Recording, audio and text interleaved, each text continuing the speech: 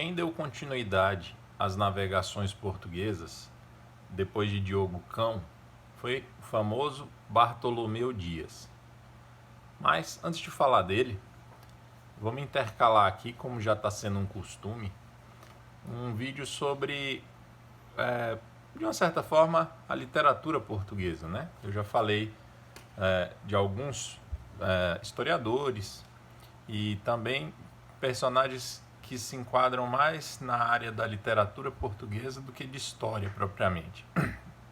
Porque a literatura, o trabalho do escritor de literatura é muito parecido com o trabalho do historiador. O escritor de ficção, ele escreve uma história imaginária, que muitas vezes ela é muito verossímil, ou seja, a história contada por ele, pelo ficcionista, ela poderia ter facilmente acontecido, seria crível se aquela história se passasse com alguém, ou se, apesar de ter sido inventada, ela não deixa de ter uma ligação com a realidade. Então, o historiador, não é porque ele trabalha com fatos históricos e com fontes históricas que ele não deixa de usar a imaginação também, para preencher as lacunas, porque os documentos históricos não são relatos precisos e perfeitos, completos do que se passou. Mesmo que fossem, seriam apenas relatos e não não seriam a reatualização dos acontecimentos. Né? De maneira que o trabalho historiador exige muito de imaginação. É o que alguns chamam de imaginação histórica. Por isso, não há motivo para a gente pensar ou questionar o que um vídeo sobre escritores de literatura tem a ver com história. Tem tudo a ver com história, e esses escritores, muitos deles, deixaram material que servem como fonte histórica, e muitos deles também escreveram história, de maneira que não é nada demais, e é um objetivo meu também ir acompanhando a história do Brasil, de Portugal e do Brasil, ir acompanhando também acontecimentos literários. O que se passava na literatura de Portugal e do Brasil nesse mesmo período histórico que a gente está estudando. Então isso é uma preocupação que eu vou manter sempre.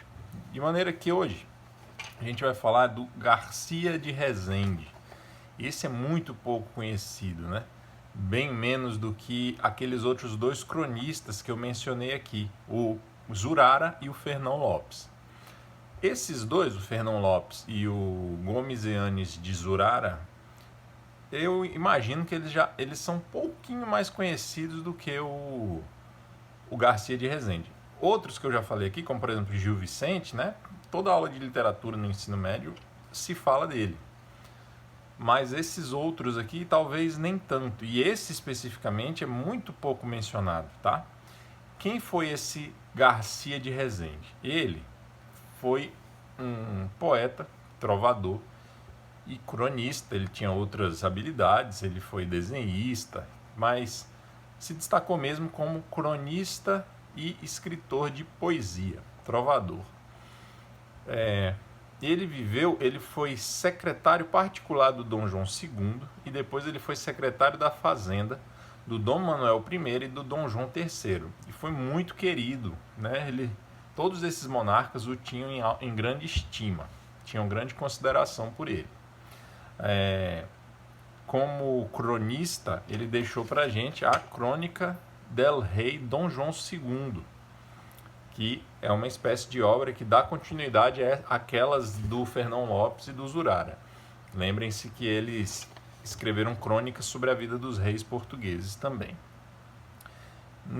Na área da poesia, o Garcia de Rezende foi o primeiro a colocar em versos, metrificar, contar, né, em forma de poema, a história da tragédia da Inês de Castro, que eu já contei aqui para vocês. Tá certo? O que mais que eu posso dizer dele para vocês?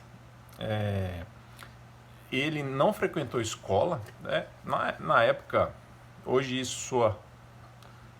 em alguns meios isso soa mais estranho, né? Naquela época nem tanto, mas ele não frequentou escola e mesmo assim se tornou um escritor de enfim, um escritor de alto nível, tá certo? De maneira que ele é considerado assim um personagem de muita relevância na história da literatura portuguesa. Muito apreciado, um poeta muito apreciado, beleza?